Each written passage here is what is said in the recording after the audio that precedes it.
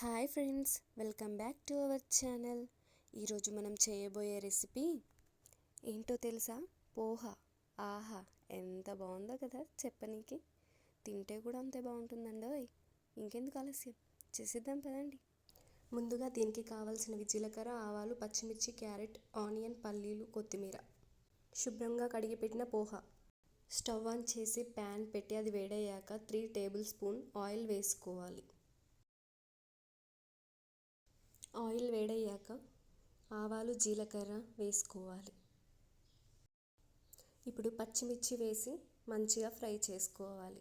అందులో కొంచెం సాల్ట్, పల్లీలు వేసి మంచిగా కలుపుకోవాలి. ఇవన్నీ ఫ్రై అయ్యాక మనం ముందుగా కట్ చేసి పెట్టుకున్న క్యారెట్ ముక్కలు వేసుకొని కలుపుకోవాలి.